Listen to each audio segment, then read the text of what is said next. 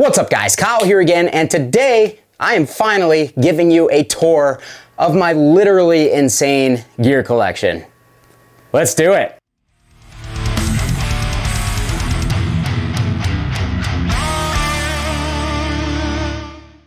Alright guys, hope you're doing great out there today. If this is your first time here at my channel, my name is Kyle. What I do is I take all sorts of awesome high gain related guitar equipment, record it with a simple setup, and I give you the unprocessed audio. And for the first couple of years that I had this channel, I actually gave a tour every year kind of documenting all the gear that I had, as it's basically an ever revolving door of gear coming in and out of here. I'm constantly getting new things, whether it be for my own personal collection or whether it be for the channel. But last year I actually didn't end up doing a video on this at all, and that's because my gear collection just got completely out of hand. Got to a point where I literally couldn't organize it. I kept trying to organize it, and every time I would kind of get to a point where I was happy with it, something would happen where I'd have to just change everything around, and basically all of that didn't really lend itself very well to me trying to shoot a video and actually show you guys the stuff that I have. Well, that hasn't really changed at all. Actually, it's actually gotten worse, but I figured, you know what? Who cares? I'm just gonna show it to you guys as is. I've moved a couple of things around just so we could see them better, but you guys are actually gonna see this place the way that it is on a daily basis. So I'm gonna give you guys a tour of the space itself. I'm gonna kind of walk you through all the places that I film and where my gear is stored, and then we're gonna kind of break down my gear collection individually by guitars, pedals, and then of course, most importantly, why you guys are probably here, the amps and the cabs. If you're new here, I have one of the most insane amp and cab collections probably on the face of the earth. And when I say insane, I literally mean it. It is testing my sanity. So with that being said, let's start this off. I'm gonna take you guys upstairs and we're gonna get a look at all of the spaces in this house where all of this gear is crammed into. Let's do it.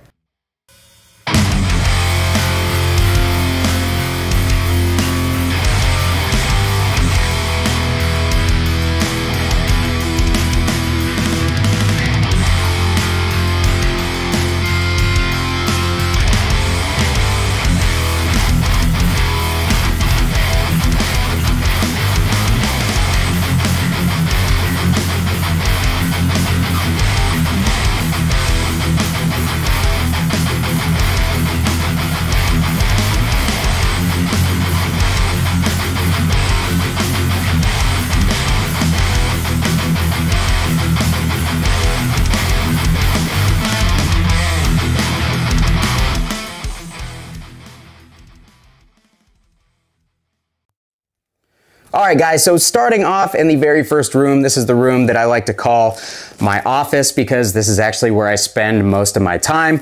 It's where I do all of my video editing work. It's where I do my audio and mixing work because I record bands now. I don't know if you guys know that, but yeah, getting my feet wet with recording and mixing. So got a really cool setup in here, my own custom built gaming PC, built that PC for myself. We got the 49-inch ultra wide. This is the super compensator monitor. Actually really nice for video editing because it allows me to scroll through my project timeline and stuff. So yeah, we've got the Mackie CR2X monitors over here with the matching subwoofer and my amazing cable management down here. Spent a lot of time on that. So I probably spend a good 6 hours a day in here. And when you spend that much time sitting down, you gotta have yourself a really high quality chair. And that actually brings us to the sponsor of this video, FlexiSpot.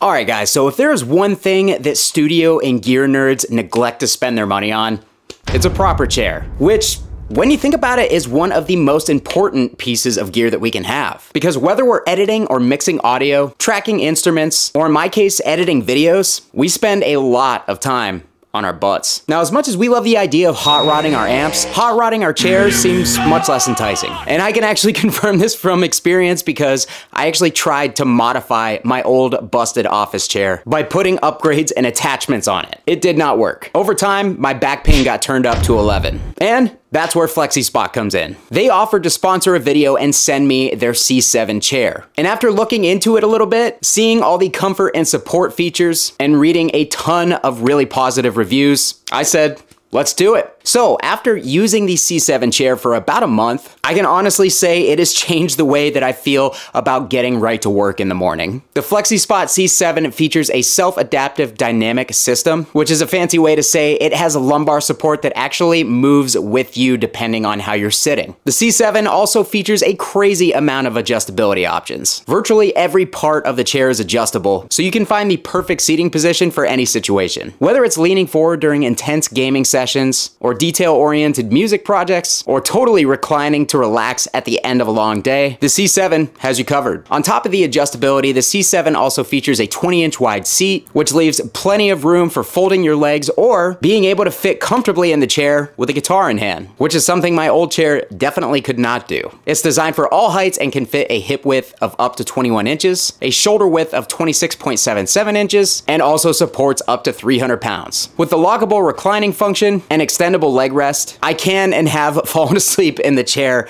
on multiple occasions during early morning video editing sessions. And if the C7 is a little bit out of your budget, FlexiSpot has you covered with more affordable options on their website, such as the C2. So if the C7 is something you're interested in purchasing as part of your own studio upgrade, or you're just tired of working in discomfort, you can use the code C730 to save $30 off of a purchase of $380 or more at FlexiSpot. They also offer 30 days free returns, so feel free to try out with no risk and enjoy a 10-year warranty if you decide to keep the chair. The C7 is also available in both mesh and foam options. So check the link in the description or the pinned comment below for more info, and thanks to FlexiSpot for sponsoring this video. And my back. All right, so moving on from that, my little setup on this side of the room, we've got a PreSonus 1810C interface. We've got the PreSonus Aeris 4.5 monitors sitting on top of these really, really nice gravity stands that actually clamp to the side of the desk. And this whole compact setup just works really, really well for my audio production stuff. And the reason I have a whole different setup for this is just because I do my audio recording and production on my MacBook Air, as I actually have a little spot where I record bands and I have to do everything on the MacBook, and some of the licenses of my plugins are only on that MacBook. So that's the reason why I have a couple of different setups. We've got the Sennheiser HD650 open back headphones that I use those a lot. I actually love those. Here's my Neural Quad Cortex. And then again, on top of the gaming PC, we've got a couple of consoles. We got the PS5, got my racing wheel over here. Literally never have any time to use that stuff. When I took a little step back from YouTube for a while, I got into gaming a good bit, but unfortunately I'm just kind of back to grinding, so I don't really have time for that stuff. But yeah, also have some amps and cabs and stuff up here if, you know, I feel the need to kind of record, but we'll come back to these and we will check those out when we're doing that portion of the video. All right, into my sunroom, which of course houses multiple full stacks and different cabs and stuff. I literally just pulled a bunch of stuff out here so that I could give you guys a better look at some of the cabs, because normally they're stacked in a big row where you wouldn't be able to see them. So we will come back to this when we get to that portion of the video. And now it's time to head down into the basement where all the YouTuber shill magic happens. All right, so yes, you guys probably recognize this backdrop. That's what's behind me in all of my videos. And then over here is the other wall of amps, because I need multiple walls of amplifiers and cabinets. And then over here we have the casting couch where all the guitars that I'm waiting to use and abuse usually hang out in my amp demo videos. Again, just for this particular video, I kind of brought some stuff out and put it where I wouldn't normally put it so that I could give you a better look at it. Over here, I have my other PC. This is where I tend to watch movies or play second TV here for gaming. And then down here, this is my interface that I use to actually record all the videos, and that's hooked up to this PC. We got the Claret Plus 8 Pre. Really, really great interface. Shout out, because Sweetwater sent that to me in a time when I really needed it because my other interface died on me. And then over here, this is my messy little battery station where I charge all of my camera batteries. Over here in this corner, some people are gonna really hate this, but I kind of just pulled everything apart for the, the tour today, the studio tour. So yeah, I literally just got a bunch of cameras stacked in the corner with tripods and stuff. So hopefully nothing falls and breaks. Back in this corner, we've got more amplifiers, of course, but I've also got a bunch of monitors because used monitors on Facebook Marketplace for PCs are actually way cheaper than buying individual field monitors for my cameras, and since everything is always stationary in here, I just use those. So, little pro tip. Over here in the corner of the room, this is where all of my guitars reside, and as you can see, got way too many because I literally have to double stack them, but like I said, I am slowly but surely working on kind of dwindling my collection down to the stuff that I use the most, at least when it comes to guitars, because it's really annoying to not play a guitar for 6 months and then have to do a complete setup just when you want to check it out again. So, all right, in here, this is the unfinished portion of the basement. This is where the vast majority of my storage is. Even back in here, I've literally got a whole little crawl space where I've actually put some guitars. I put a bunch of my pedals and pedal boards and stuff. We'll bring that stuff out for the individual part tours, but yeah, you guys have seen this room. This is my little recording area that I use for demos and stuff like that. And of course, we've got all sorts of amps. We've got all sorts of cabs. Here are a bunch of my microphones and mic stands, and then my drum kit. This is all work in progress at the moment because I actually bought a little sidecar with a rack setup for my interfaces and stuff and my computer to sit on, so that'll all be just much nicer in the future. But yeah, got a bunch of my snare drums and stuff. I have a ton of drum equipment too, which I'm not really gonna touch on that stuff for this video. If you guys want me to make a separate video, I can put it up on my second channel for all of my drum gear because I have a ton of it, like everything else, as you guys can see. I like to hoard things. So yeah, this is the one corner of the unfinished basement, and this is what I set up as my studio. Over here, obviously, this is my PC area. This is where my interface and stuff resides for recording everything. Got some guitars hanging up in the corner. So yeah, cool little setup, cool little space. It does what I need it to do. In case you guys aren't aware, I do have a second channel, that's right. So make sure you go over there and subscribe because I've actually been uploading a lot of cool stuff to there lately. But yeah, back onto this portion of the basement. This is just another unfinished portion of the basement. This is where we have like a sink and stuff, and then our laundry is actually behind the stack of amps and cabs, but I wanted to pull this stuff out so I could show it to you guys. Over here, this is just a big old storage, you know, parts bin, stuff like that. Lots of guitar parts, lots of drum parts in these storage containers. Got a whole box full of preamp tubes. We've got a whole bunch of power tubes that I just don't have boxes for at the moment. Over here, piles and piles of pickups and stuff. I'm working my way there, kind of working through a list of a whole bunch of stuff to get done. So you guys will see some more pickup content coming soon. And on top of all that stuff, here is my big package of SIT strings. SIT strings sent me a bunch of stuff to try out because we are actually talking about getting them as a channel sponsor. So I am slowly but surely making my way through this stuff. They seem awesome so far, so more than likely SIT strings will be a channel sponsor along with my friends over at Happy Cable Company. So it's really, really cool to have the support from these companies for the channel. I appreciate them way more than they know. Down here we have more storage. Got a whole bunch of speakers stacked up down here. As you guys can see, we've got some pedals. We've got some preamps and stuff like that. It's actually where I keep my Synergy stuff, and then I have more studio monitors. In my head, I'm always thinking that I'm gonna have a use for stuff down the road, and then that time just generally doesn't come. So I'm actually working on just getting rid of a lot of this stuff here. More snare drums, like I said, all sorts of drum heads and stuff. And then back in this corner is where a lot of my cabs are kind of just stuffed in. As you guys can see, we've got a whole bunch of amps, and then this whole wall is just cabs kind of slotted in all the way down. We got more snare drums. On this side usually looks the same as this side, but right now, because I pulled a bunch of stuff out in those other rooms, I actually am able to kind of set these sideways so we can actually take a look at some of this stuff here. Got some really, really cool stuff. And then back here, this is kind of under the stairwell. This is where I keep a lot of my foot switches and cables. This is where I keep drum pedals and drum equipment. I've got bags full of guitar straps, bag full of guitar strings. These are bags full of drum hardware. And then back here, we've got all sorts of drums. So yeah, again, if you guys want to see anything regarding drum equipment on that second channel, I'll make a video giving you guys a little tour of all my drum stuff. But yeah, man, I got a lot of stuff crammed into this little house, and I'm really trying to get rid of a lot of it. I would love to sell a ton of these cabs and really kind of clear up some space and make this room much more usable and make my gear more accessible, honestly. So yeah, that is the tour of the space and how everything is stored. Now let's actually get into checking some of this stuff out. All right, guys, so I pulled a few things out. I'm actually planning on doing an entirely separate video going through each one of my guitars in my guitar collection. So I really don't want to spend too much time on that in this video. I'll be honest, guys, my guitar collection is not that exciting. I don't really have a lot of like, you know, like vintage stuff or rare stuff. Like a lot of my stuff is just kind of new production.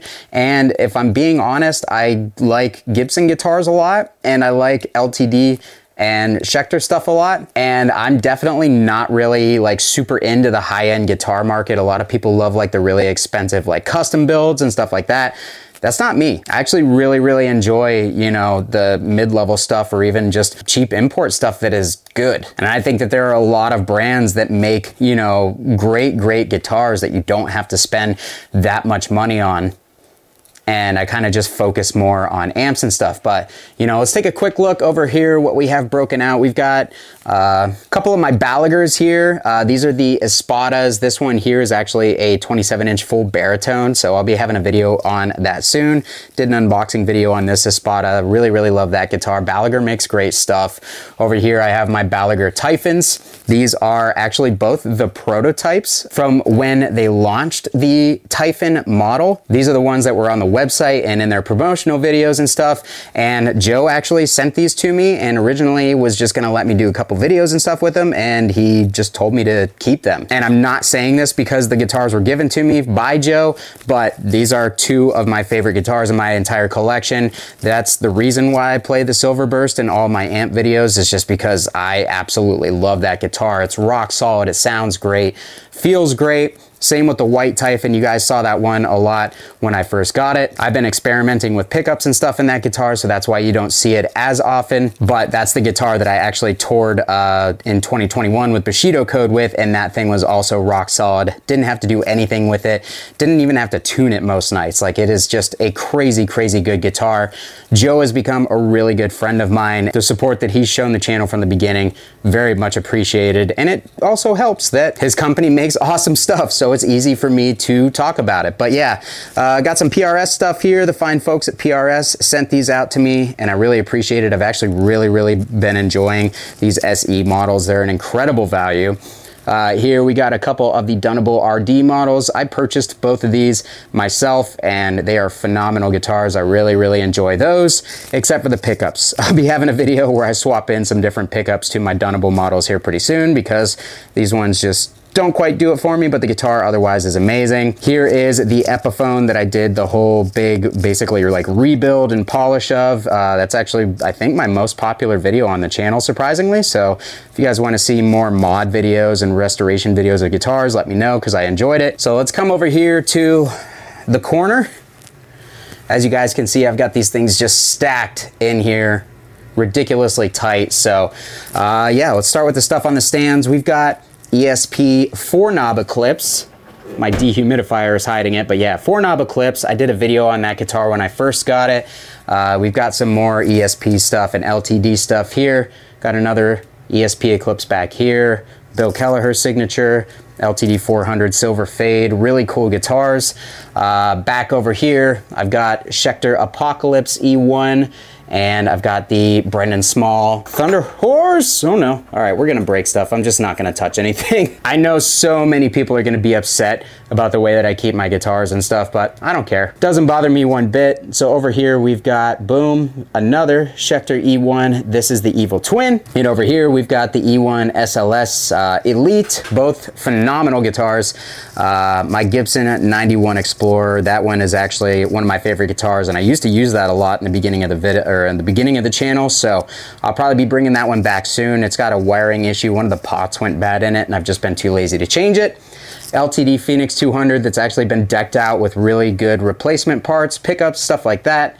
LTD Phoenix Black Metal with the Fishman Fluence Fluff pickup in it. Fishman sent that out for me to check out, so thank you, Fishman. All right, back in the corner here, we have my heritage guitars. So again, I'm really gonna spend some time on these in the individual guitar video, but yeah, the heritage stuff has absolutely become my favorite American-made guitars, and I am more than happy to support that company because great company, they make great stuff. They have much better business practices than these guys, and in my opinion, they make a better product. But that doesn't mean I don't like Gibson, because obviously you guys can see I've got a lot of Gibsons, got a couple of customs here. Got my R8, got my Beat to Hell old Studio, my Les Paul Studio. That's one of my very favorite guitars. Got a couple of really nice Studio Fadeds here. I actually love the Faded series. Over here, I've got a Silverburst SG. That one needs a little bit of love. Here is my Edwards. I've got an Edwards ELP. It's like an Edwards Les Paul Custom. That thing is actually really, really good.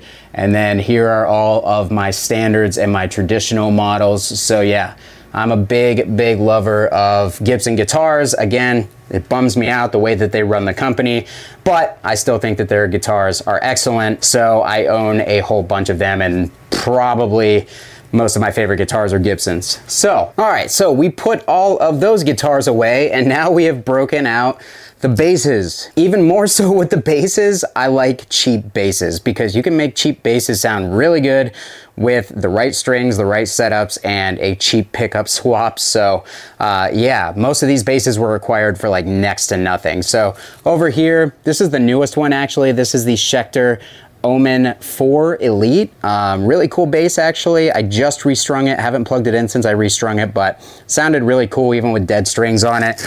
These, as far as I'm concerned, these Ernie Ball, you know, Sterling sub basses are like the best value in used cheap basses. I've bought a couple of these over the years, but I paid 140 bucks for that bass, and it sounds amazing with the preamp and the single pickup that's in it. I actually have no desire to change anything on this bass the way it is, because I think it actually sounds good how it is. And then here is the start of the Squiers. I have a whole bunch of Squiers and a Fender bass. I really like the Squier Classic Vibe and Vintage Modified series because they're an excellent value. So this is the Classic Vibe Jaguar bass, the Classic Vibe 50s P bass here. Moving on to the even cheaper stuff, we've got a couple of Squier Standard series basses. So we've got a black PJ bass here. Paid like 120 bucks for that one. And then this one, an older Indonesian PJ Squier bass. This one I paid 60 bucks for at a warehouse sale. So this one right here is, in my opinion, a really, really great hidden gem on the used market. This is the Squier 70s Vintage Modified jazz bass, but this is one of the older ones where for a little bit they used these Duncan design pickups in them. And these pickups are really hot and aggressive sounding. So if you're trying to play metal and you need a cheap jazz bass, jazz basses in my opinion are the best sounding ones for like punk and metal because of the kind of twang and stuff that they give you, but these pickups sound really, really gnarly, especially if you've got like a Sans amp or something like that. You're in punk bass heaven with that thing. So keep your eye out for the ones with the Duncan design pickups. Here we've got the Squier Paranormal 54 jazz bass, really, really cool bass. Really dig this one. Got that one for like 200 bucks brand new on a blowout sale. This is a late 90s, I believe a 97 Fender jazz bass. This is a Mexican jazz bass, and I bought this one on or off of Facebook Marketplace for like 250 bucks. Kind of hard to beat that deal, and I actually think this purple is like really, really cool. Really enjoy that color. This ugly son of a bitch is some sort of crazy hodgepodge of parts. Like the body is definitely not the original body. Somebody put a different body on this thing, and it's really heavy, and I'm not sure what the body material is, but it's thicker than this one is over here, and it weighs a ton. But as you can see, somebody put an extremely ugly pick guard on it and then just kind of butchered it, but they put these Fishman pickups in it. These pickups themselves are worth way more than I paid for just the bass itself. They put like an active preamp circuit in it. They put a badass bridge on it. So I mean, they upgraded the hell out of this bass, and I got it for less than 200 bucks. So I kind of figured that can just be an ugly studio jammer because it actually sounds pretty good with those Fishman pickups in it. So again, I'm always just kind of looking for crazy deals. These both fall under that category. These are old USA made PV basses. One is the Foundation. It's actually one of my favorite basses of all time. This has their super ferrite jazz style pickups in it. These pickups, this bass in general just sounds great. Again, USA made. And then the old PV the Fury, which has P bass pickups in it. There's actually there's like a cult following for those foundation basses, so I'm actually glad I got them because now they sell for like $400. But yeah, that is the bass collection. All right, guys, last set of guitars before we move on to some more stuff. These are my Vs, and they are just kind of stored out of the way because they take up a lot of space. But starting over here, we've got the Jackson Randy Rhoads V. I believe this is the Randy Rhoads 24. This is a Korean import. I actually really, really love this guitar, and I don't play it nearly enough. It's just really hard for me to actually play in videos and stuff because of the way that it's shaped. Same with most Vs. That's why you don't see them in the videos very much. It's just kind of hard to get them on camera and have me be able to sit comfortably and be able to mess around with the amp knobs and stuff. But yeah, this one has the EMGs in it. I've been wanting to swap the pickups out of this thing for a long time. I've just been lazy about it. I don't actually, this is one of the better sounding guitars with EMGs in them. This actually has the EMG 24 volt mod installed as well, so that definitely helps out. But yeah, this is a great guitar. I got it off Guitar Center's website for like $300 and some. I really lucked out on that one. Here is the Dunnable Asteroid DE. You guys saw a video of this one on the channel. They actually sent this out so I can make a video, and yeah, still here. I actually really love this guitar. It was so good that I went and played a show the very first day that I owned it with the guitar, and it did not disappoint me. The only thing that I want to do, again, change out those pickups for something a little bit more my speed. But yeah, fantastic guitar.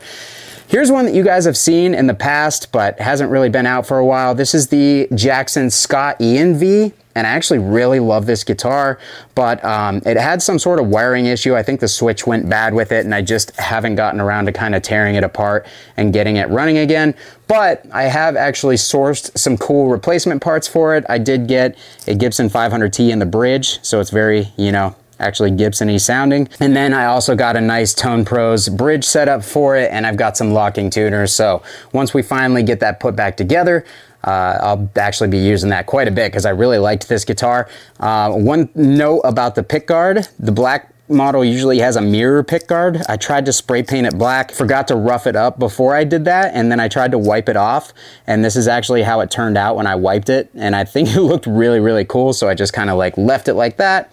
Plus it makes it a little bit more unique, a little bit more my own. Here is the Harley Benton V. This is the one that I had the grounding issue with. I actually upgraded this guitar, so I swapped in some Seymour Duncan Blackout pickups, and up here we've actually got Hipshot locking tuners on the back of this. I'm planning on doing a video where I basically determine whether it is worth it or not to upgrade these Harley Benton guitars. The verdict on my end is, yeah, they've got great bones. All three of the guitars that I purchased from Harley Benton, other than the stock pickups, were actually really good out of the box. They just needed pickups and tuners because the tuners were junk, but yeah, upgraded that one. All three of these guitars have some sort of customization to them. I just like to customize my guitars just a little bit, but that is gonna do it for all of the guitars. Let's go ahead, let's move on to the pedals. All right, guys, now it's time for the pedals. And as you can see, I've got a lot. So we're not gonna go over each individual pedal. I'll just kind of call out the stuff that I feel like stands out just a little bit. Over here, we've got the Ghostfire pedal board, Mesa Grid Slammer, awesome overdrive, Friedman Buxom Boost, one of my favorite overdrives, especially for really tightening up an amplifier. We've got the Friedman pedal board, really, really nice pedal board they sent to me for a video idea I'm gonna be putting together soon. Got some stuff from my friend Chris over at Jupiter Effects. Got the Electric Eye stuff, the Thrasher and the Mud Killer, fantastic pedals, and then the Master Effects EQ from Hell 4, whatever the hell they wanna call it. Over here, we've got the massive Friedman pedal board that I did a video on a while back. So yeah, we got the KHDK Ghoul Screamer, that's still hanging out. Balaguer Fish and Drive, the first thing that was ever sent to me to demo on this channel. Thanks again, Joe. Got a couple of the Rev overdrives down here. The Soldano SLO pedal, my favorite preamp pedal. Quebec PDEQ, absolutely fantastic pedal that basically gives you depth and presence on any amp that has an effects loop.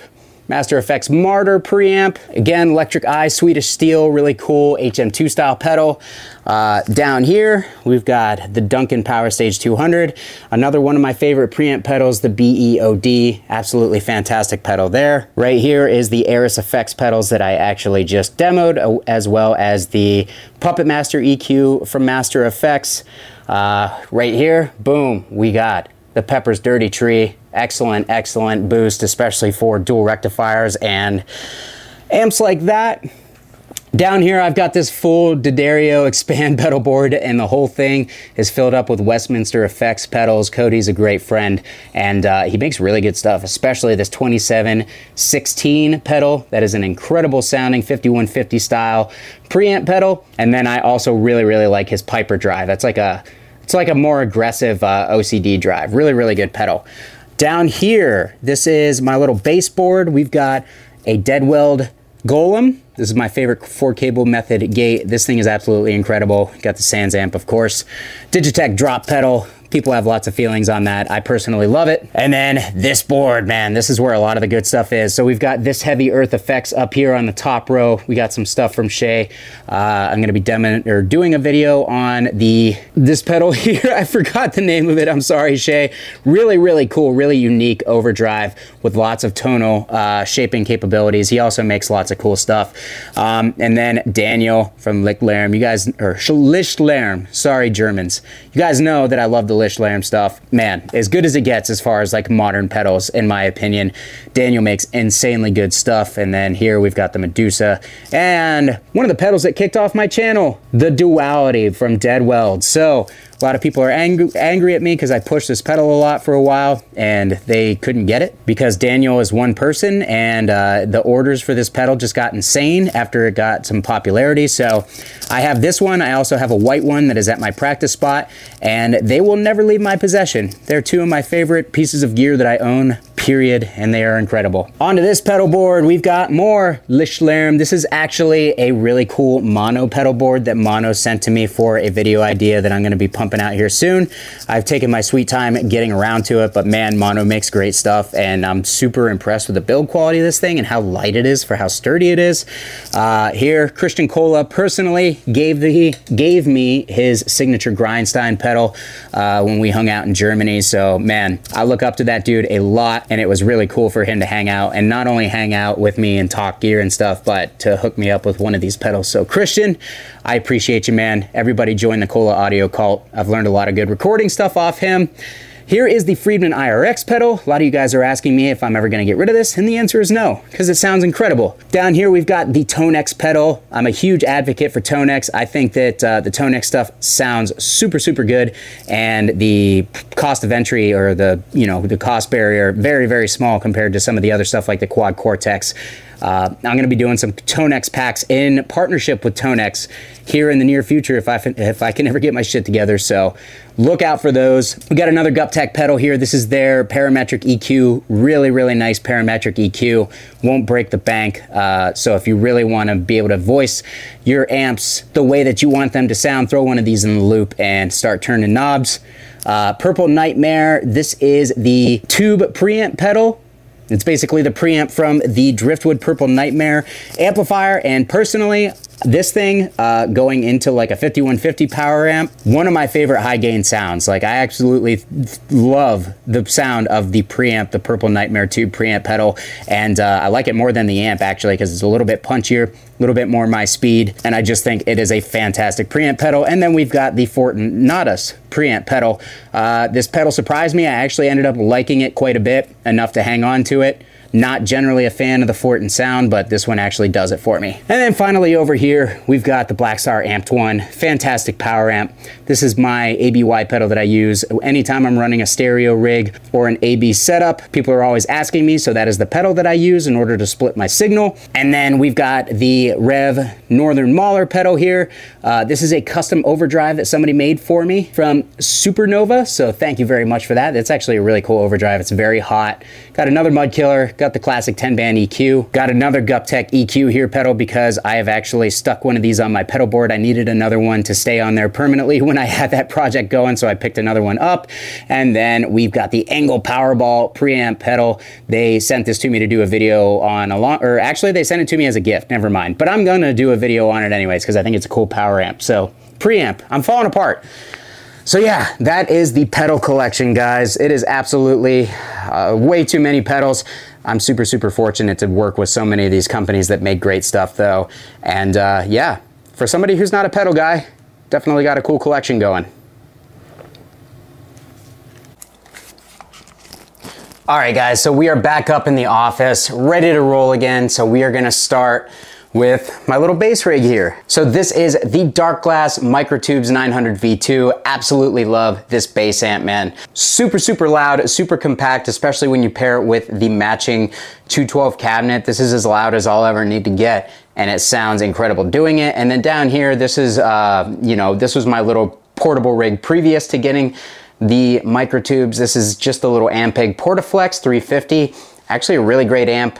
We used that in Europe when we toured in 2019, and it did the job and it sounded good with the Sans amp in front of it. So I went home and bought one. I found one for like 250 bucks, picked it up, and that's about it for the bass gear. So yeah, up here, Hot Tone just sent me this. This is their Ampero Stage 2 multi-effects processor. Really great unit, but we're here for amps. So let's talk about those. We've got the Rev Generator G50. This one was custom built for me by my friends over at Rev. Thank you, Derek. I really appreciate it, but this is the one you guys saw in my video review of it. Awesome amplifier. Down here, we've got the Bogner Helios Eclipse. Absolutely love this amp. Super, super cool, raw modded Marshall tones, 3 channels. Down here, we've got the Bogner Ecstasy 101B. This is actually my favorite Ecstasy that I've played so far. I like it better than the 20th anniversary 101A that's downstairs. It's just got that more raw Marshall voicing. This is the Bogner 212 cab that I actually did a video on not that long ago. Really, really awesome oversized 2x12 closeback cab. All right, over here, we've got the Laney Ironheart 60. I purchased this for a video that I'm gonna be doing here shortly. Down here, we've got my FJA modified PV block letter. This has the metal mod. It's got the KT88 mod. It basically has the works done to it. Here we got the Cherryatone Molecular. This is basically a Cameron Atomica style circuit, and it's based off the Dave Friedman one that came out a few years ago that had all sorts of drama behind it. But anyways, this amp actually is one of my favorite modded Marshalls. It sounds insane, and I believe that this amp exists because of Leon Todd. So shout out Leon Todd. Down to the cabinets, we've got a 1960B. I've actually loaded this with UK vintage 30s. And then up here, we've got another 1960 cab. This one is actually loaded with G12K85 speakers.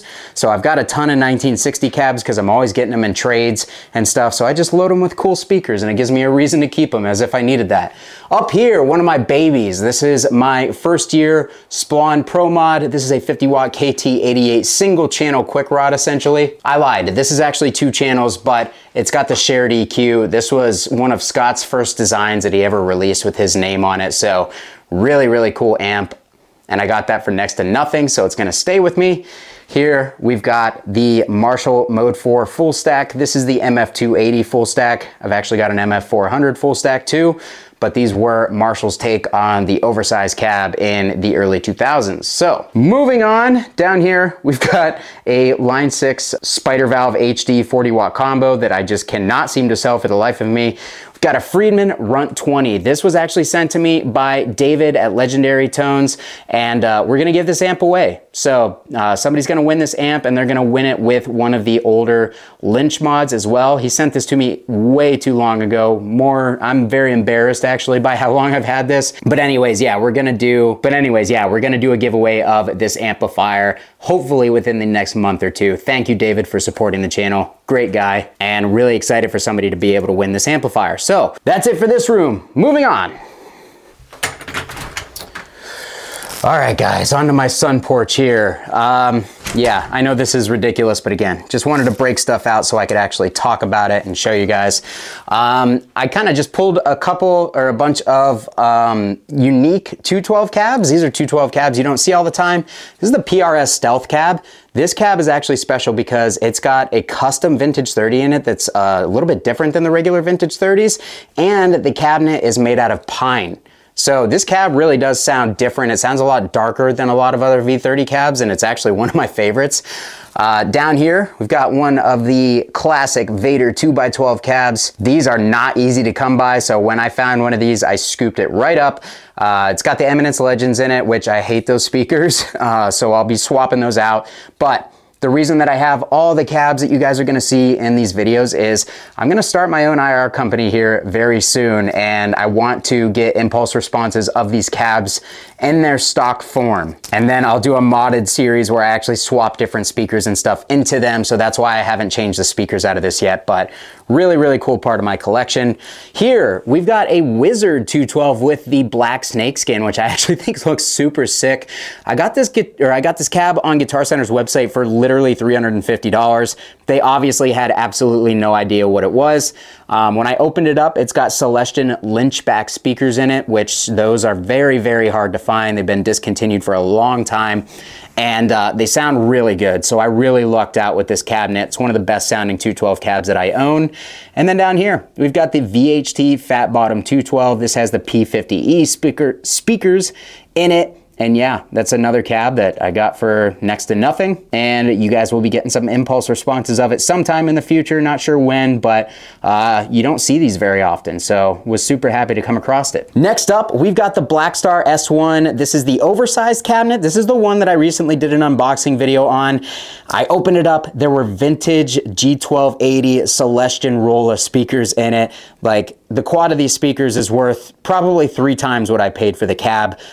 These usually have vintage 30s in them, so I lucked out beyond belief. Got super, super lucky there. And again, a lot of the time, Guitar Center just doesn't know what they have. So yeah, super lucky with that one. This is just a regular size Blackstar S1 cabinet, Series 1 cab with V30s in it. It's actually a really, really good sounding V30 cab. Like one of the best ones that I own, and I don't really think about Blackstar when I think about cabs, but yeah, don't let that fool you, man. These things sound really good. And then up here, we've got the Mark III 100 watt HT stage from Blackstar. They sent this to me to do a video. Love the guys at Blackstar, super, super great people. This amp actually is quite a bit of an improvement over the Mark II, in my opinion, and it's the first one of this HT series that I actually thought sounded really good. So awesome amp, they let me keep it. Thank you very much, guys. Crate GX600, old solid state death metal workhorse here.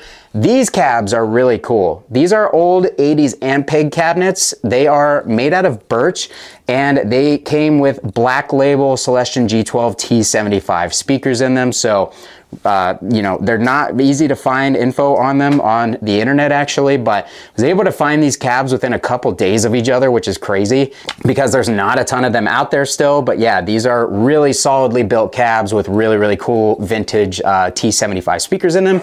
And then they have the spring-loaded handles like you find on their bass gear and stuff. So pretty neat cabs that you don't see often. Over here is the Mode 4 400 watt stack that has the G12 K100s in it. As you can see, a couple of speakers missing from this one. I'm actually doing some modifications to this one at the moment. And then up here, we've got the MF 350. This is the hybrid head. People seem to love to hate this thing. I actually think it sounds way better than I was originally expecting it to sound, but I guess the power sections on these fail quite a bit. So gonna be careful with that one, but this one I actually got for next to nothing as well, so probably hang on to it.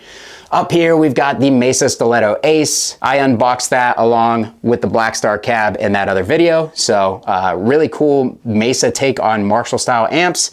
Here we've got the JCM 900 Mark III high gain master volume. Really, really cool amp. I actually unboxed this morning. I got it from Guitar Center and the package was pretty beat, so haven't tested it out yet. Let's hope it works. And then here I've got my JCM 800 full stack. So this top one actually is the 400 watt cab that has the G12 100s, I believe, in them. And then this bottom cab just has regular old G12T 75s. Both of these are, you know, 80s era, obviously, because that's when the JCM 800 was. So really cool full stack to have. And that will do it for the gear in the sunroom. Let's go back down to the basement.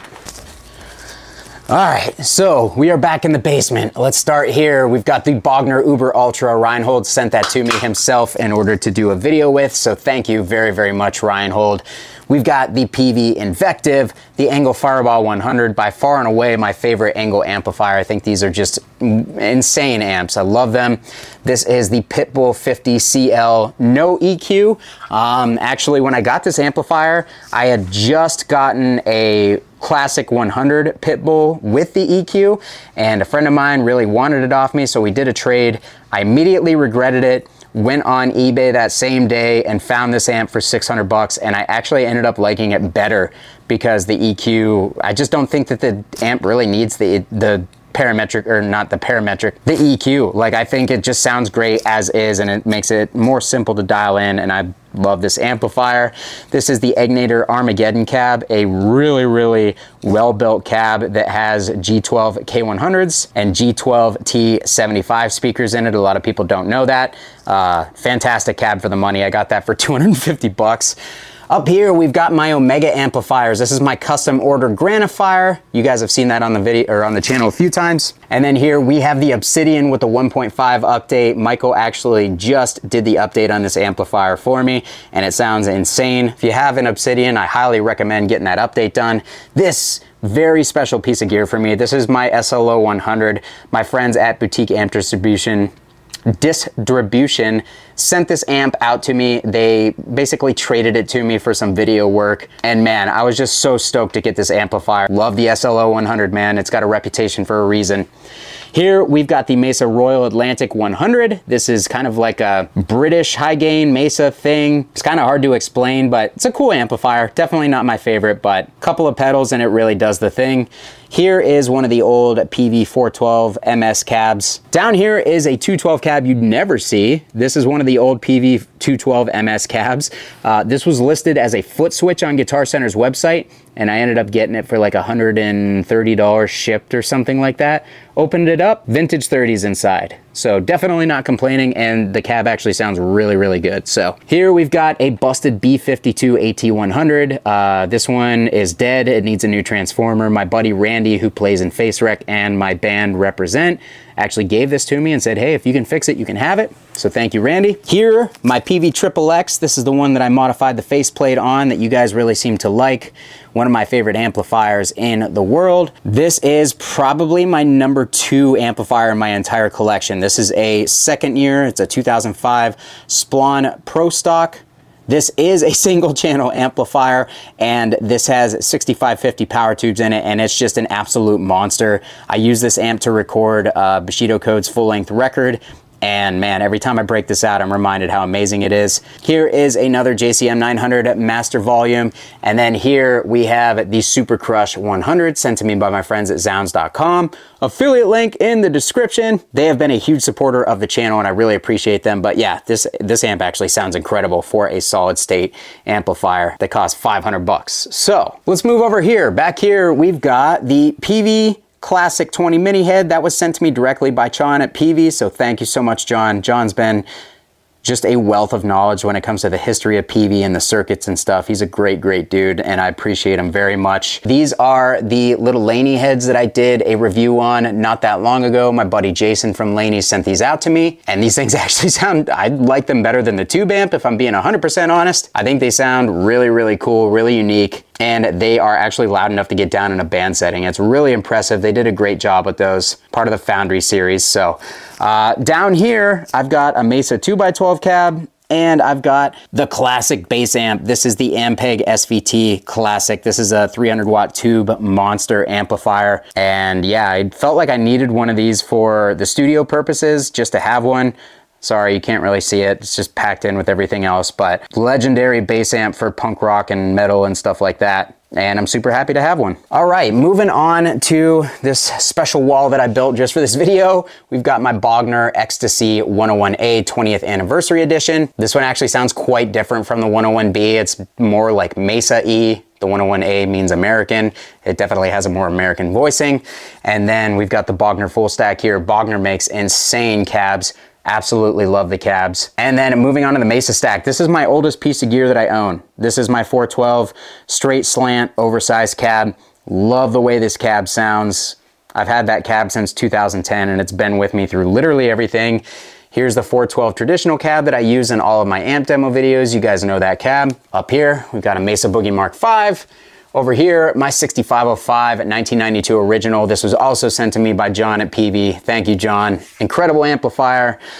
We've got a full stack of the Randall XL 412 cabs. These are highly underrated cabinets, built like tanks, and honestly, they give Mesa stuff the run for their money, and you can usually find them for much less on the used market. So. All right, so let's move over to the wall of amps that is typically behind me in my videos. This is the Club Secret. This is the amp that Shay and Jason from Headfirst kind of collaborated on. Only 6 of these in the world, so pretty cool. This is the 6534 Plus, the EL34 version of the 6505 Plus. This is my DSL50, another one of my favorite amplifiers. This one actually has some history. The transformer on it got blown up, so I had Mike at Wagner Amp Repair put a classic tone transformer in it and a classic tone choke in it, and then he also did this modification that everybody asked me about. He replaced the deep switch with a mini pot, and now it acts as a resonance control. And this is one of the best it is the best sounding DSL that I've ever had, and I've had a ton of them come through here. There's just something special about this one. My VHT Deliverance 60, love this amp, my first ever boutique amp, and yeah, it stayed around for a reason. Dietzel Hagen, what I personally think is Dietzel's best amplifier. Really, really raw and aggressive, but still saturated. It's in between the Herbert and the VH4 in my opinion, and that's why I love it. The Herbert, absolute monster amp, super duper saturated, really cool, really modern sounding. Up here we've got the Engel Powerball 2, and we've got the Rhodes amplification, which obviously is now known as KSR. And this is the Orthos 1, and this thing sounds like basically a modernized SLO. Like it sounds it sounds really similar. Really, really cool amp. Up here, crucial piece of gear. This is my KHE Audio amp switcher. They make the best amp switchers in the game, in my opinion. And once I finally get my studio settled, I'm gonna have a couple of these so I can just switch like seamlessly between my amplifiers. Over here, we've got the Quilter Tone Block 202, absolutely insane solid state amplifier for amplifying your preamp pedals. Really love that. Shout out to John over at Quilter.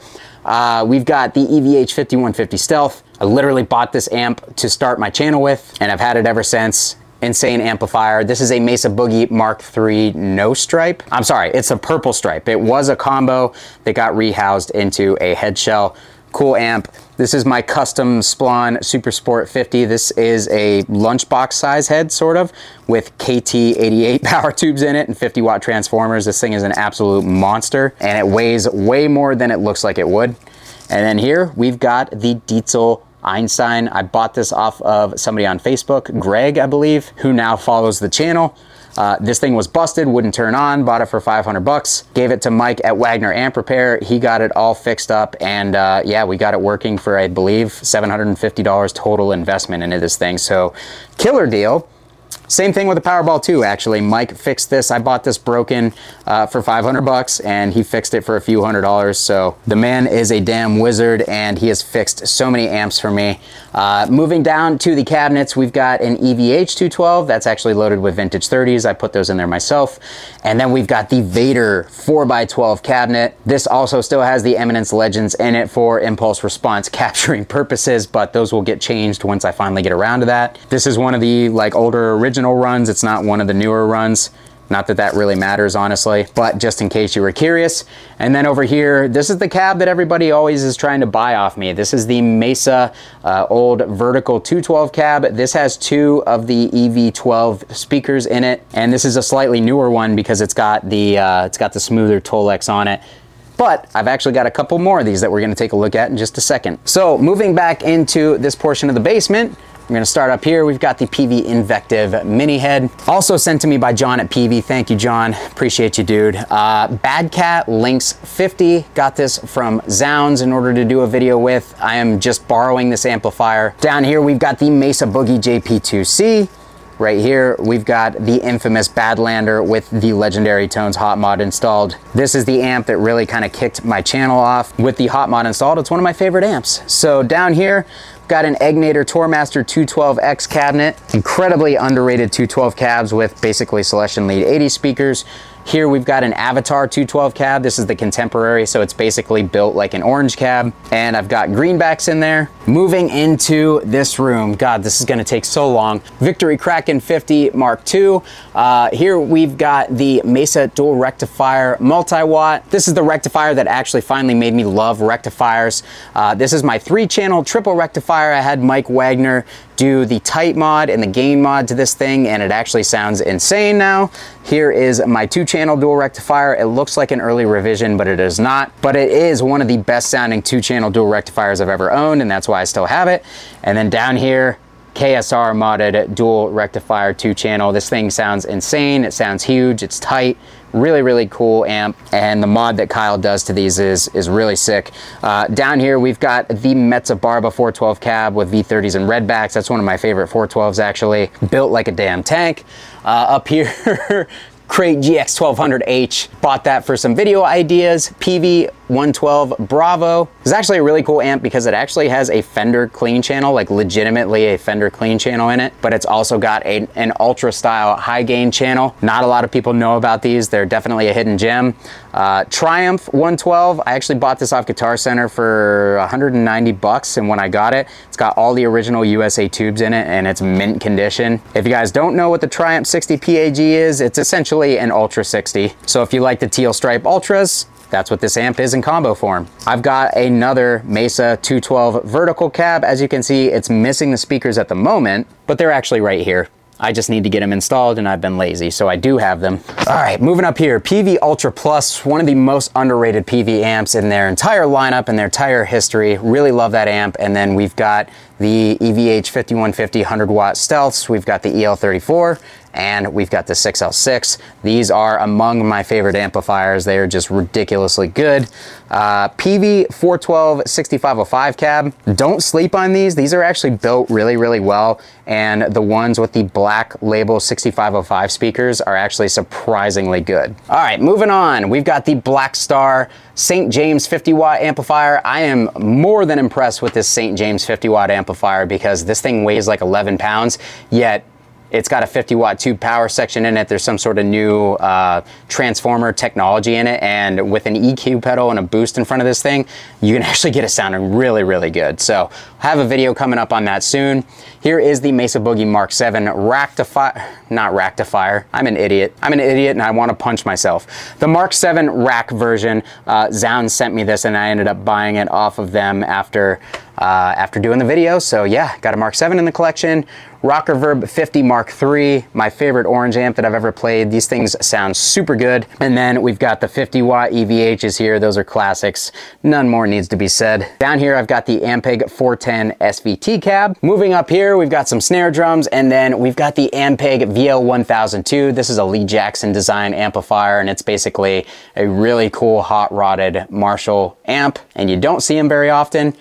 Here is the VH140C. I bet you guys probably didn't know that I had this because I've never told you. I've never really talked about it. This was like a barn find. And as you can see, it's pretty gross. I need to clean it up. I've been meaning to do a video about it. I got it over a year ago, and yeah, channel just takes off on me and don't have enough time to do stuff. So down here, another Mesa Boogie 212 vertical vintage cabinet. You're probably wondering why I have a bunch of these, and it's just because I keep finding them for cheap, and I don't really want to let them go because you can't really find them very easily these days. Coming around the drum kit, up top, we've got my Kemper Profiler. I sell Kemper profiles. I make profiles of my amps, in case you guys didn't know. So if you guys want to buy profiles, leave me a comment. Down here, we have the orange OR30 that was sent to me by my friends over at Sweetwater. Did the video review and they allowed me to keep the amp. I actually think that this thing sounds absolutely ridiculously good. especially if you shape it with an EQ and a boost pedal out front. You can get some really cool tones out of it. Here we've got the PV Teal Stripe Ultra 120. Another classic is the VTM 60, and I've done videos of both of these amplifiers on the channel before. Down here behind this desk is actually one of my hidden gem cabs. This is an old Ampeg 412 SS, I believe it is. It's an early 80s cab. I bought it with a crate Blue Voodoo for 300 bucks. I ended up selling the crate for $400. And then when I opened up the cab, this actually has vintage G12 65 Celestion speakers in it. So very highly sought after speaker. A lot of people love that speaker, and I definitely lucked out with that one. Never seen one before, never seen one since like this. So moving up here, we've got the 5150 Iconic. You guys know what it is. Here is my actual drum recording setup. I've got a PreSonus Digimax D8 preamp set that goes along with the PreSonus 1824C. Really love the stuff that PreSonus makes, and it's very affordable. Here, I've got a stack of 5150 cabinets, but these actually have vintage 30s in them instead of the Sheffields that normally come in these cabs. And for those who don't know, these cabinets were actually built to match, like even down to like the screw spacing and stuff, Eddie's vintage Marshall cabs. So these are essentially vintage Marshall 4x12 cabinets built by PV. So if you load them with good speakers, they should sound really, really good. Up here, we've got my 6505 Plus, another classic. This is some weird cab that I got as part of a bundle deal.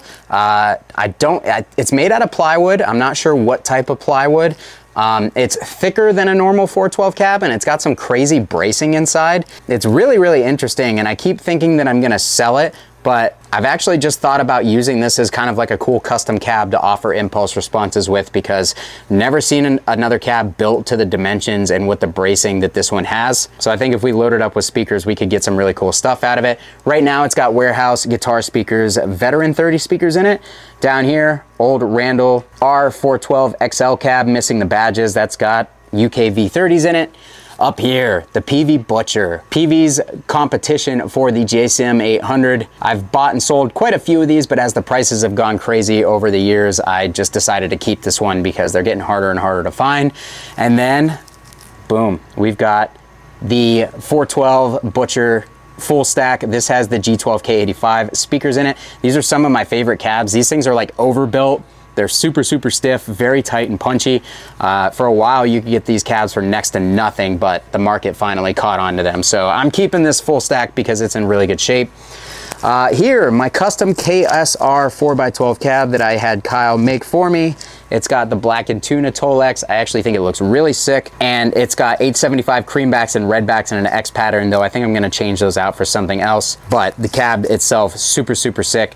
My Splon 412 cab, G1265s up top, V30s in the bottom. Splon cabs are built incredibly well, sound really good.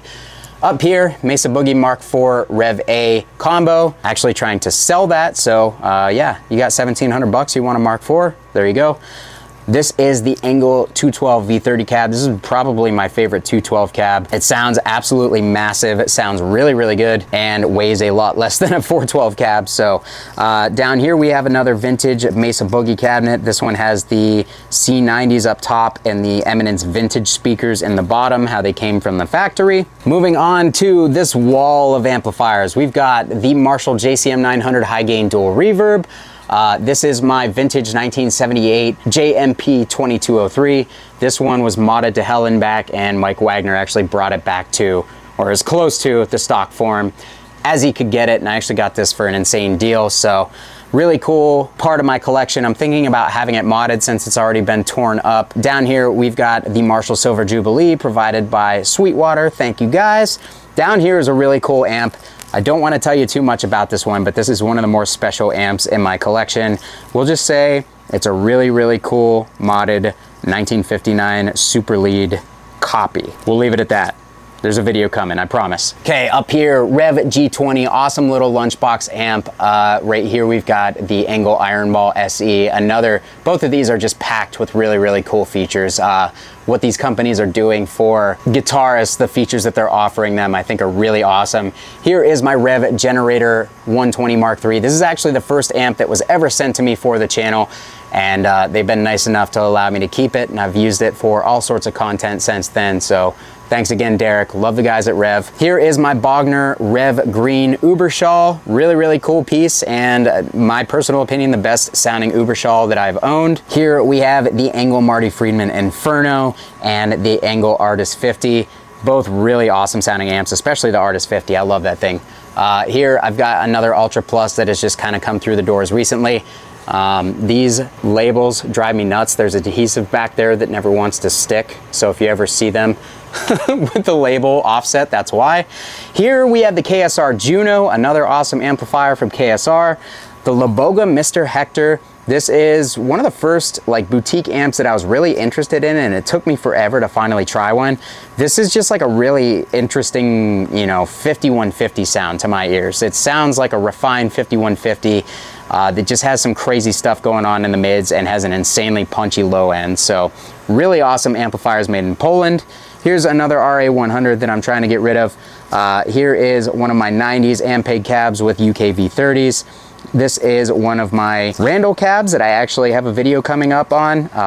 Made like a fake Bogner Uber cab out of this thing because it's a front-loaded Randall cab that actually turned out really good. Marshall 1960 cab loaded with H30 anniversaries. This is a vintage Marshall cab that came with a package deal that I bought. This actually has two pre-roll Celestion greenbacks in it, but the other two speaker slots were empty when I got it, so I tossed in a couple of vintage 30s on the bottom, and that is an incredibly good sounding cabinet. Here we've got my Marshall JCM 900 SLX. That's the best JCM 900 in my personal opinion. Here we have the Friedman BE 100 Deluxe. That is the best Friedman in my opinion. This is actually the Friedman that I like the most by quite a wide margin. It seems to be the rawest and most aggressive. Unfortunately, this is not mine. I actually sold it to my homie Rick, who plays in the band 100 Demons, and he's supposed to come out here and get the amp from me at some point. So shout out to Rick, shout out 100 Demons, one of my favorite bands. And yeah, Friedman, let's work something out to get me another one of these, because this amp just sounds insane. Up here, we've got the Synergy Syn 50 with a couple of modules in it. We've got the Friedman BE Deluxe module. We've got the Bogner Ubershaw module. I absolutely love the Synergy stuff. I think what they're doing is awesome.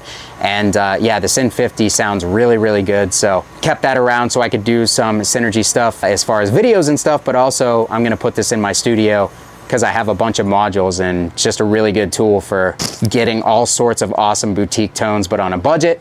Up here, a Buddha Super Drive 30. A lot of people don't know this, but Dave Friedman had a hand in designing the preamp of this amplifier, and it sounds very, very Friedman-y. But this has a 30-watt power section with a tube rectification, so it's definitely a lot more vintage sounding in the low end, but it gets really high gain. It's actually a really, really cool amp. Over here, we've got the Line 6 Spider Valve HD Mark II.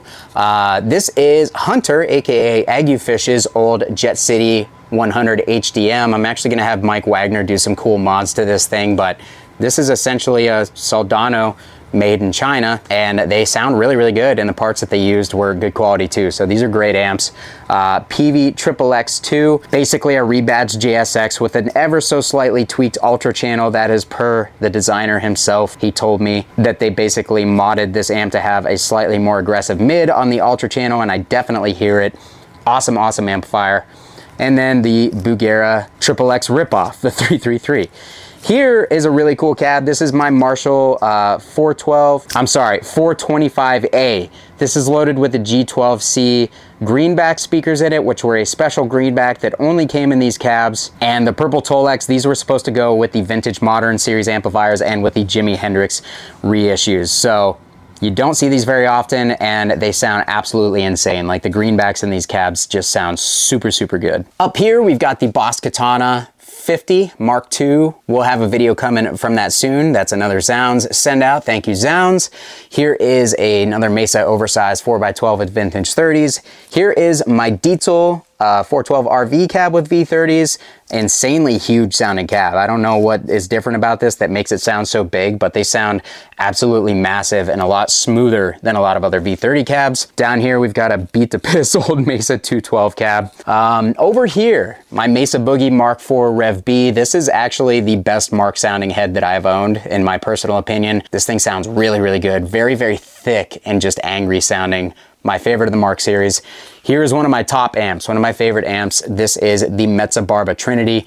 It's essentially a Marshall Dono. It's like a more aggressive sounding and tighter Soldano style circuit with like a Marshall angry mid to it. This also has 3 channels and it's got MIDI functionality, so it's like a Soldano that just got pissed off and brought itself into the 20th century. One of the best amps on the market, in my personal opinion. I absolutely love this thing. Shout out to Pierangelo for sending this thing out to me when my channel was very, very small and giving me a nice discount on it after I decided that I needed to own it when I made a video for the channel. So Splon competition, this is a 50 watt Splon with slightly lower B+ voltage. It's a single channel and it might be the second best sounding Splon I've gotten. I actually liked it so much I sold one, regretted it, and then bought one again recently, so I'm super happy to have this back in my collection. It's one of my favorite amps. My Splon 412 cab, I bought this off Derek Verici.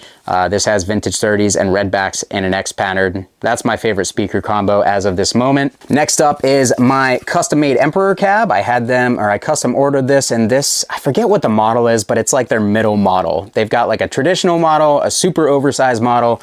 This one is like slightly oversized, and I just had them stain it matte black, and I just think it looks super, super sick, including the logo, matte black logo.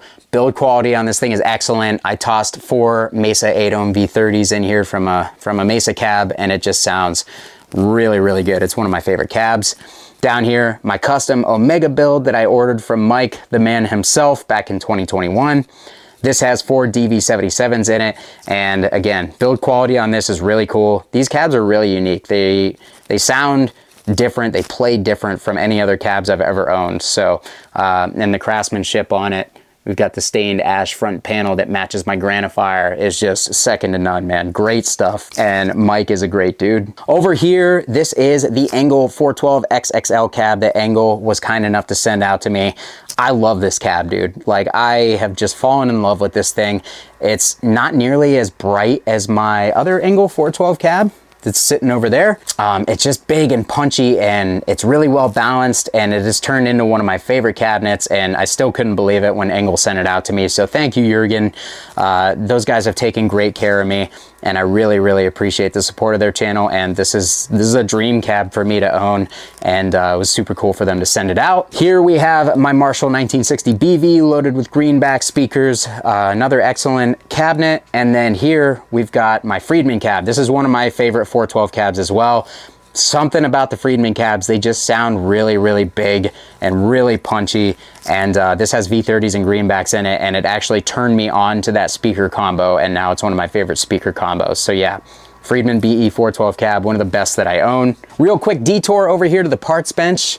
These are some of my favorite pieces of gear in my entire collection, the Legendary Tones Hot Mods, Mr. Scary Mod, Lynch Mod, whatever. I think I've got 8 of these things total, and they work in so many different amplifiers. They work in rectifiers, they work in the Badlanders, they work in your vintage Marshall.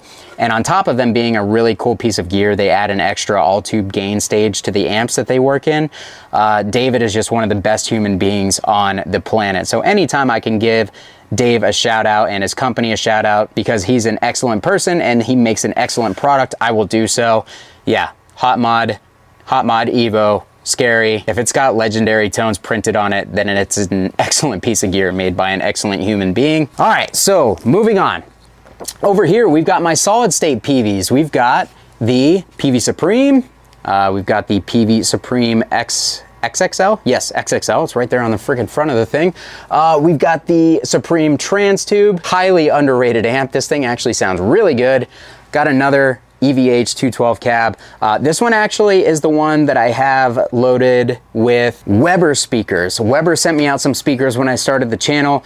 A Grey Wolf and something else, I forget, but the ceramic 75 watt Grey Wolf is actually an insanely good speaker, so I'm gonna be doing a video on that speaker here in the near future. But yeah, Weber speakers definitely have my attention. Down here is the Mojo Tone Grand Canyon cab. I actually had quite a few people ask me to check this cab out on the channel. Found a decent deal on the one on Reverb and picked it up, and whoever packed it actually knew the channel because they wrote me a note, which I thought was really, really funny, that said no leads, no cleans. So Really, really unique cab. This has a port on it. Right now it's loaded with brand new vintage 30s, 2 UK V30s and 2 Chinese V30s that I'm actually going to be using for a V30 comparison here in the near future. So yeah, up here we've got a Friedman 212 cab. This is another insanely good sounding cabinet. These cabs have a port on them and it just makes them sound really, really punchy for a 212. Down here, we've got a couple old school Randall 212 cabs. Both, this one's oversized. This one's kind of like the Mesa rectifier size cabinet. Both of those have vintage 30s in them. They sound really good. Got another Friedman 212 cab here. This is the Avatar Signature Series, which I don't believe that they make anymore. Really, really big and deep cab, and it actually kind of has like this hollow thing going on that's kind of cool. This has K85s in it. Got a couple more of the EVH 212 cabs down here. This one is really, really cool. I got this recently. I bought this vintage Marshall Silver Jubilee 212. It's like a diagonal 212 cab and a PV Ultra 112 combo for 500 bucks, and I ended up selling the amp for $400. So this is a actual original 1987 model, and it's got the original speakers in it. So I lucked out. Very cool piece. Here's another one of the Angle 212s. I liked it so much that I wanted to have a second one just in case, so I bought another one. Here is the Palmer 212 that Palmer sent to me. Got hooked up with them at 42 Gear Street and didn't know that they made cabs, and they actually had a couple cabs there, and this thing sounded really, really good. It's got the M65 creambacks in it, so they were nice enough to send one out to me for the channel. Really good sounding 2x12 cab. This is a cab I didn't know existed, the orange PPC 412C. This is a compact orange 412, and it's got the silver label Voice of the World speakers in it, so I'll definitely be checking those speakers out a little bit because I've been curious about them. Down here, my early 2000s Angle 412 cab. This thing is ultra aggressive. Really, really cool cabinet, actually. Another hidden gem cab. This is the Carvin 412 V30 cab. Comes with vintage 30s in some of the models. Other ones have the G12 100 British series speakers in it, but I think some of these are birch, some of them are poplar. They're front loaded and they're very punchy sounding.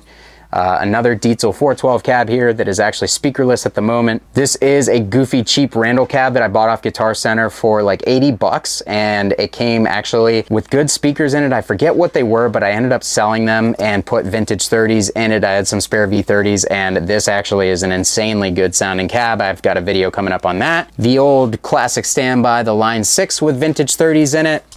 Here, this wall of cabs, I'm not going to break them down individually because I'm actually starting to get tired and starting to get a headache from talking so much. So standouts would be PV Triple X cab, highly underrated speakers. Those Triple X speakers sound incredible. This is a VHT Deliverance 412 cab. Again, purchased that for the purpose of making impulse responses. Here's a 1960 cab. This has the vintage Ventback G12T75s in it. Really cool speaker. This is my 1960 AV, the vintage 30 loaded speaker, or the Marshall vintage loaded speaker cab. Mark Lewis convinced me to buy one of these because he said he loves recording with them. Here is my Soldano 412. This is an old Soldano 412, actually made by Soldano and not boutique amp distribution. What did I just say? Anyways, one of the punchiest 412 cabinets that I own. Really, really cool. Another 1960. Here is another Bogner oversized 212 cab. This cab sounds incredible.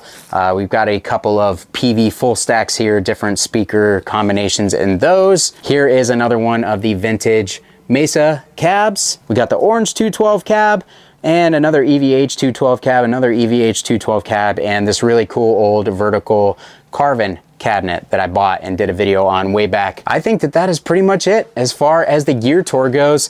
Now I actually have to take you over to my practice spot because I've got more gear over there.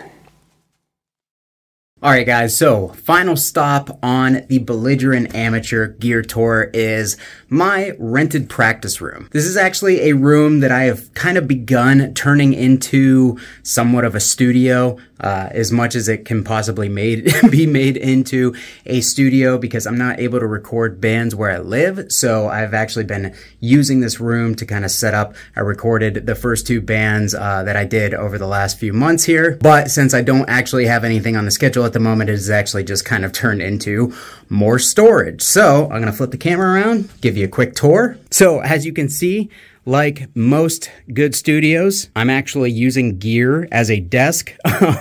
I have these two cabs set up holding my 43-inch TV, which is obviously the best monitor. I actually decided to pick up a TV instead of a monitor because this TV was like $138 on clearance for a 43-inch 4K TV versus like $400 or $500 for a decent 4K PC monitor. Make it make sense, right? So yeah, we've got the Kali IN5 studio monitors. They actually sent these out to me last year and I have really not gotten a chance to use them. So the idea, like I said, is to turn this room into an actual studio, and Sweetwater has actually helped me with that. You guys can see we've got some like acoustic panels that are currently sitting on the floor just because I have not had the time to get around and properly measure out and place these. I've also got a couple of bass traps, pre-made bass traps that I purchased myself.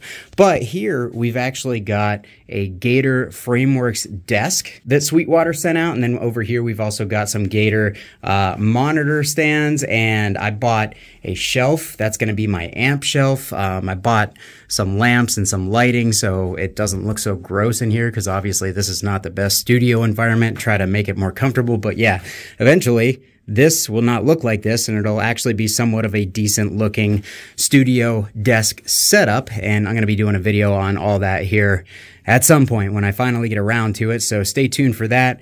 As far as the interface that I'm using, I am using the Claret Plus 8 Pre, and then up here I've got an additional 8 channels using the Claret Plus Octo Pre. You know, I don't really know much about interfaces, but I know that these are really, really great quality for the price that you pay for them. And it doesn't really get much better until you get into the astronomically priced interfaces as far as just the mic pre's and stuff. So they do the job. Thanks again to Sweetwater for sending those out. Affiliate link down below, of course. But yeah, these are a couple V30 loaded cabs. We got the Crate Blue Voodoo V30 loaded cab. We've got the Carvin V30 loaded cab. I mentioned that I had a few of those. Over here, we've got a couple more cabinets. This is an old late 90s Randall straight cab with vintage 30s. And this is one of the 212 and 115 loaded cabinets. This is like the cheaper version that actually has the Eminence Legend speakers in it. I actually hate the way that this thing sounds. So I think I'm going to do like a speaker upgrade video, throw a Celestion full back and then a couple of maybe a V30 and an 875 cream back and see how all those mix together. See if we can make it a cool little recording cab. And then over here, I've got some drum thrones. I've got all my drum hardware and stuff. DW3000 cheap double bass pedal, just in case somebody needs one. And then these are two of my favorite sounding kits that I've owned, period. I've owned a lot of drums over the years, but we've got an old school discontinued Mapex Orion. Those are maple shells. Those are incredible shallow toms. They sound really, really good. And then here we've got the Mapex Saturn V Exotic. The rims and stuff on this have seen better days, but I was able to get a really good deal out of it because they were a little bit beat. So I took that deal, wanted a great sounding set of drums for not a lot of money. And yeah, those will live here in the studio. Over in this corner, we've got the pile of mic cables because I haven't been able to set up any sort of storage system in here yet, but got the old classic Ampeg 810 fridge cab that actually belongs to Sean, my old bassist for my band Bushido Code, if you guys remember that band. Here is the matching straight cab for the Crate Blue Voodoo full stack setup. Up here, we've got yet another Marshall Mode 4 cab. This is the MF400 with the K100s. Here we have another Randall 412XL with V30s. Down here, PV Triple X cab. And then just kind of some assorted crap that I'm actually trying to sell, so we're not even going to cover those or spend time on them. And over here, we've just got an assortment of mic stands and stuff. These are actually the Gravity stands that Gravity sent over to me after 42 Gear Street, and these things are incredible. They are super, super heavy, and they work really well for overhead. So huge shout out to Gravity for hooking me up with those. And yeah, I think that is pretty much it, guys. So I know that this was a super long video, and if you guys stayed till the end, I really, really appreciate it. Let me know if you guys want me to do another one of these videos next year. They generally seem to get decent traction throughout the year, and it's always kind of fun to see where I'm at gear-wise and Hopefully next year I'll have less and not more. That's the idea. I kind of want to actually sell off a lot of my guitars and kind of invest that money into maybe other studio equipment or into like cool, more rare amps to do like the captures and the Tonex stuff. That way I can actually kind of like offer you guys a little bit more when it comes to like studio tones and live tones and stuff like that, as opposed to just cranking out content. Because in reality, I just want to be useful. So yeah, let me know what you thought down below. Let me know your best therapist for hoarding issues. Let me know what you think about my gear collection. Let me know whatever it is you think I'm missing. And of course, thanks again to FlexiSpot for sponsoring the video. Don't forget code C730 to save $30 off of $380. Go and get yourself one of those C7 chairs because I've really been enjoying that thing. Thanks again to them for sponsoring the video. I'm gonna get out of here. I'm gonna go, maybe I'll actually play something for once. That sounds fun. All right, bye.